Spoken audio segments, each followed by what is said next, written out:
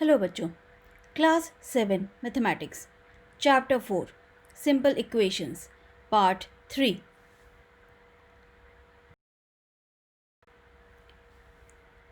हमारा टॉपिक है solving equations bye transposition. यहाँ पर बुक में आपके टॉपिक मोर इक्वेशंस था और हमने इसे सॉल्व किया है by transposing. So the method is called transposition. इसके लिए हम एक एग्जाम्पल ले लेते हैं। 6p - 5 is equal to 25।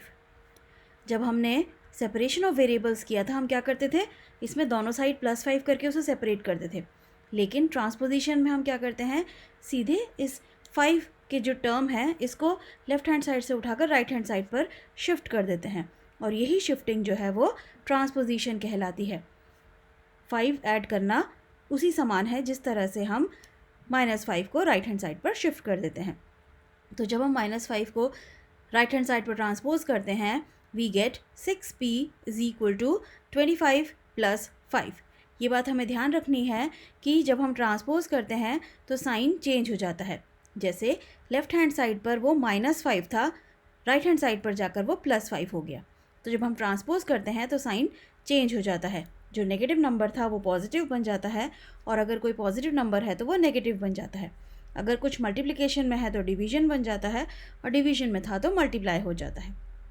तो यहाँ पर हमको मिला 6p इज़ इक्वल टू 25 + 5, और 25 + 5 क्या होता है, 30। सो हम लिखेंगे 6p इज़ इक्वल टू 30। अब यहाँ पर 6p है तो इस 6 को भी हमें हटाना है ना, तो हम 6 को भी ट्रांसपोज कर देंगे। तो जब हम ट्रांसपोज करेंगे we will get p is equal to 30 divided by 6, क्योंकि 6p मतलब 6 मल्टीप्लाइड बाय p था, तो जब मल्टीप्लाई का ट्रांसपोज करते हैं तो डिवाइड हो जाता है। तो 30 डिवाइड बाय 6, तो 30 डिवाइड बाय 6 की वैल्यू क्या होती है, 5। So we get the answer p is equal to 5। तो इसी तरह से ट्रांसपोजिशन मेथड से हम एक्सरसाइज 4.3 के क्वेश्चंस सॉल्व करेंगे।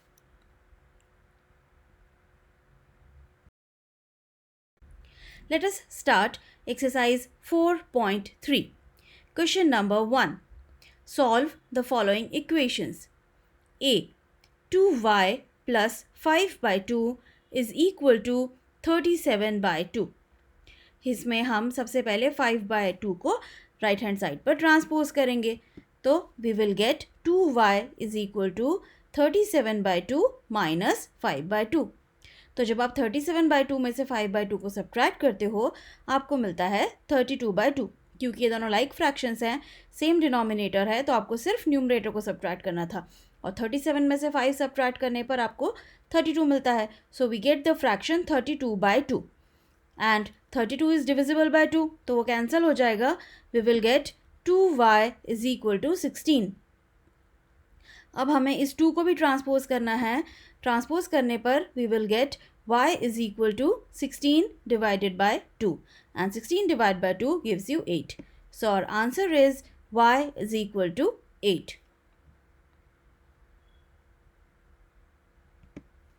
B. We have 5t plus 28 is equal to 10. First of all, we will transpose plus 28 to right hand side. On transposing, we get 5t is equal to 10 minus 28. 10 minus 28 करने पर हमें मिलता है -18. So we'll write 5t is equal to -18. Now we have to transpose 5. On transposing 5, we get t is equal to -18/5. 18 divide by 5, quotient is 3 and remainder is 3. So we will write it in mixed fraction form. We will write -3/5. So our answer is t is equal to -3/5.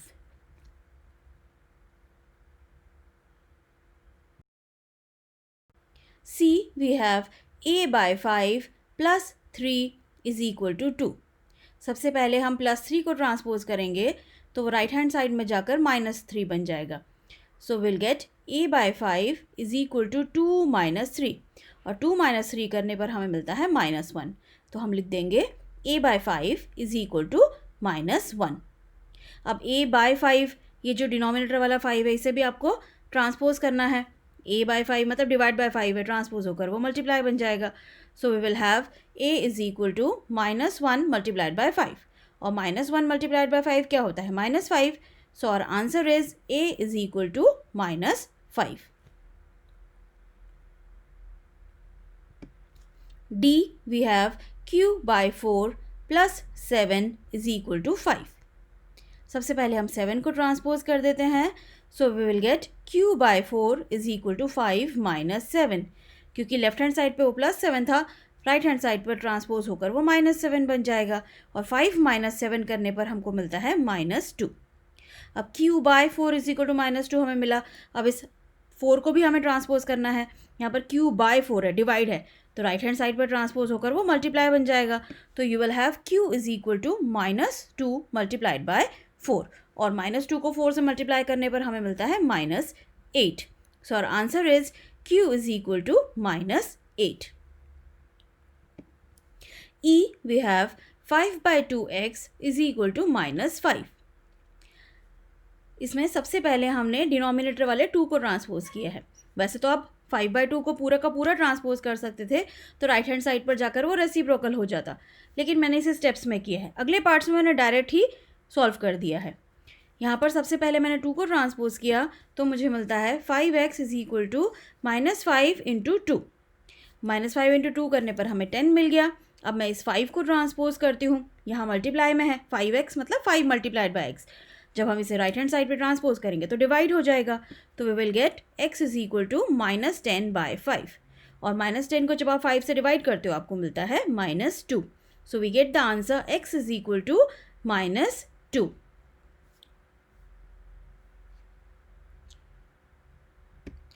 F we have 5 by 2x is equal to 25 by 4। जैसे कि मैंने अभी पिछले part में बताया था कि हम पूरे के पूरे 5 by 2 को एक साथ ट्रांसपोज कर सकते हैं। जब हम 5 by 2 को ट्रांसपोज करते हैं राइट हैंड साइड पर, तब वो उसका रेसिप्रोकल यानी कि 2 by 5 बन जाता है।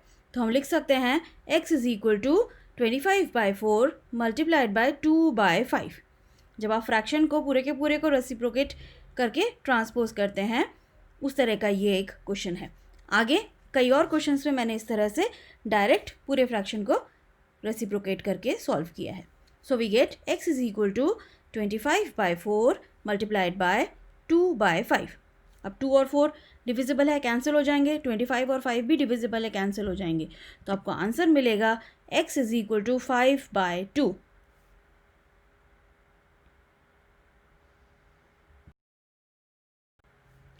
G we have 7m plus 19 by 2 is equal to 13।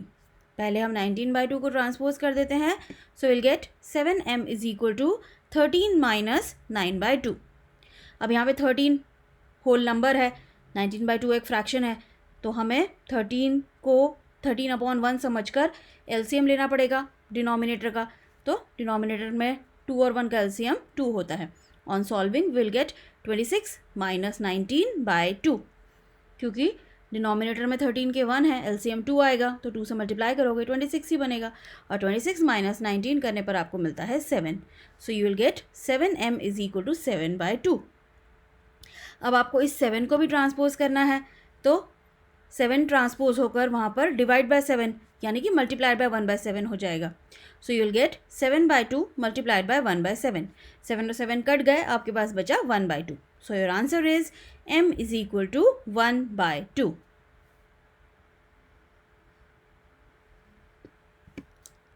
H we have 6z plus 10 is equal to -2। सबसे पहले हम 10 को ट्रांसपोज कर देते हैं, so we will get 6z is equal to -2 minus 10 plus 10 transpose होकर -10 बन गया, और -2 और -10 को ऐड करके आपको मिलता है -12। अब इस 6 को ट्रांसपोज कर देते हैं, so will get z is equal to -12 divide by 6, और -12 को जब आप 6 से डिवाइड करते हो you get -2। So your answer is z is equal to -2। I we have 3l by 2 is equal to 2 by 3।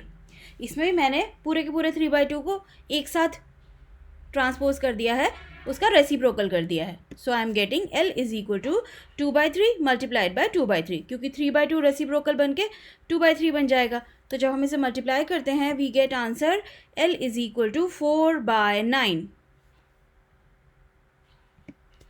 J we have 2b/3 minus 5 is equal to 3.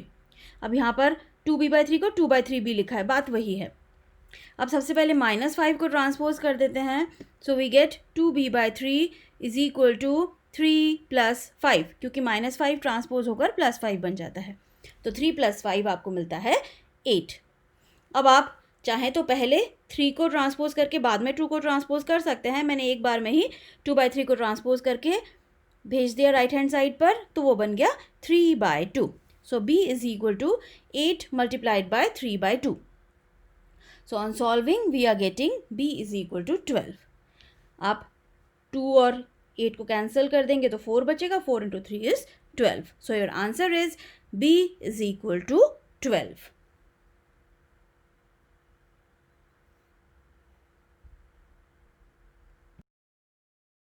Question number 2. Solve the following equations. इस equation को solve करने के दो तरीके हैं. एक ये कि आप पहले इस ब्रैकेट के बाहर वाले 2 को ट्रांसपोज कर दो और सॉल्व करो, और दूसरा मेथड है जो मैंने किया है जिसमें आप पहले ब्रैकेट ओपन कर सकते हो और फिर ट्रांसपोज कर सकते हो. तो चलिए हम पहले क्या करते हैं, फर्स्ट मेथड जो मैंने आपको बताया 2 को ट्रांसपोज कर लेते हैं. 2 × x + 4 है तो हम पहले इस 2 को ट्रांसपोज कर देते हैं. So will get x + 4 is equal to 12/2 is equal to 6. अब 6 मिल गया है. अब इस +4 को भी हमें ट्रांसपोज करना है. तो जब आप इस +4 को ट्रांसपोज करोगे -4 बन जाएगा. x is equal to 6 - 4 and it is equal to 2. तो आपका आंसर मिलता है x इज इक्वल टू 2. आप चाहते तो पहले ब्रैकेट ओपन कर सकते थे, तो ब्रैकेट ओपन करते तो आपको 2x मिलता प्लस 8 को ट्रांसपोज करते और उसके बाद फिर 2 से डिवाइड करते, तो भी आपको आंसर यही सेम मिलता, x is equal to 2. b we have 3 × n - 5 is equal to 21. इसमें भी मैंने पहले 3 को ट्रांसपोज किया है. तो जब मैं 3 को ट्रांसपोज करती हूँ I get n - 5 is equal to 21/3, और 21 को 3 से डिवाइड करने पर मुझे मिलता है 7. अब मैं इस -5 को ट्रांसपोज कर देती हूँ. So I get n is equal to 7 + 5 and 7 + 5 is equal to 12. c we have 3 × n - 5 is equal to -21. पिछले क्वेश्चन जैसा ही है, बस इतना सा अंतर है कि उसमें +21 था, इसमें -21 है. इसमें भी सबसे पहले मैं 3 को ट्रांसपोज कर दे रही हूँ. तो I get n - 5 is equal to -21/3 is equal to -7. अब n - 5 के इस -5 को हम ट्रांसपोज करेंगे तो राइट हैंड साइड पर वो +5 बन जाएगा. So will get n is equal to -7 + 5 and -7 + 5 gives you -2.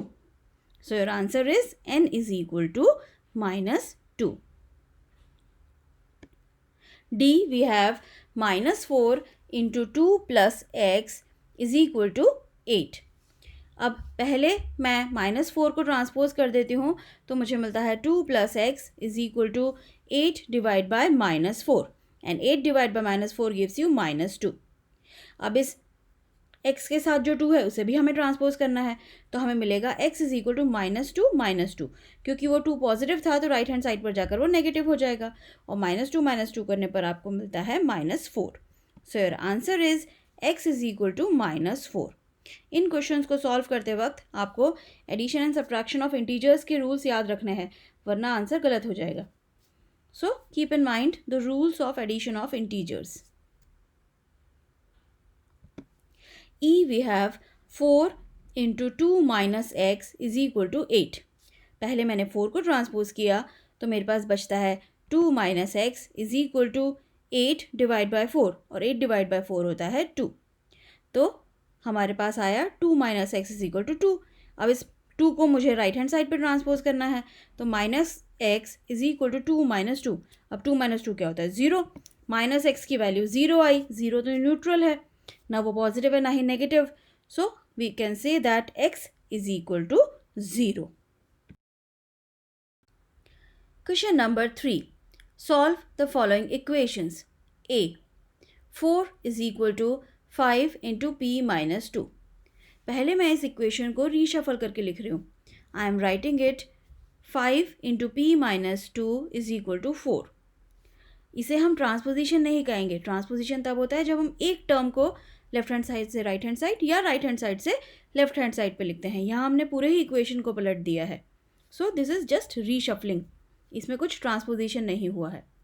अब यहाँ पर मैं 5 को ट्रांसपोज नहीं कर रही हूँ क्योंकि 4 और 5 डिविजिबल नहीं है. पिछले क्वेश्चन में मैंने इसलिए ट्रांसपोज कर दिया था क्योंकि राइट हैंड साइड वाला नंबर उस नंबर से डिविजिबल होता था.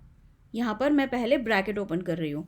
When I open the bracket I get 5p minus 10 is equal to 4. अब इस माइनस 10 को मैं ट्रांसपोज कर दूंगी राइट हैंड साइड पर. So I will get 5p is equal to 4 plus 10 and 4 plus 10 is 14. So we get 5p is equal to 14. अब इस 5 को ट्रांसपोज कर देते हैं. We will get p is equal to 14 by 5. अब 14 तो 5 से डिविजिबल नहीं है तो हम उसे मिक्स्ड फ्रैक्शन फॉर्म में लिख सकते हैं. We can write 2 4 by 5. B, we have minus 4 is equal to 5 into p minus 2. इसे भी मैं पहले रीशफल कर देती हूँ because I like keeping the variable on the left hand side. I am writing 5 into p minus 2 is equal to minus 4. First I'll open the bracket. I'll get 5p minus 10 is equal to minus 4. Then we can transpose minus 10 on right hand side. We will get 5p is equal to minus 4 plus 10 and minus 4 plus 10 gives you 6. And on transposing 5 now we will get p is equal to 6 by 5 and 6 by 5 gives you 1 by 5. C, we have 16 is equal to 4 plus 3 into t plus 2. इसमें भी मैंने reshuffle कर दिया है. I have written 4 plus 3 into t plus 2 is equal to 16. First I'll transpose 4. जब मैं 4 को transpose करती हूँ मुझे मिलता है 3 into t plus 2 is equal to 16 minus 4 and 16 minus 4 is 12. और लेफ्ट हैंड साइड पे भी हम ब्रैकेट ओपन कर रहे हैं. 3t plus 6 is equal to 12. यहाँ पर आप चाहते तो 3 को ट्रांसपोज कर सकते थे. यहाँ t plus 2 ही बचता. वो भी सेम आंसर देता जो कि इस स्टेप से आएगा. मैंने यहाँ ब्रैकेट ओपन कर दिया है.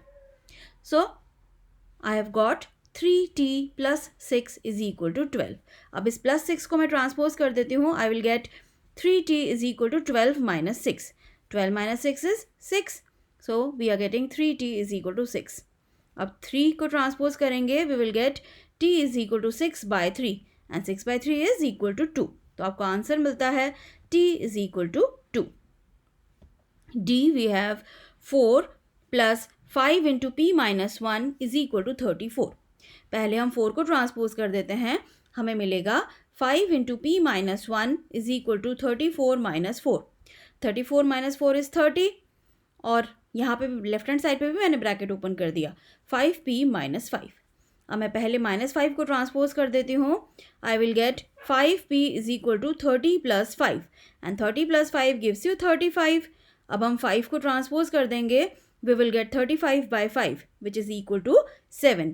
तो आपको आंसर मिलता है p इज इक्वल टू 7.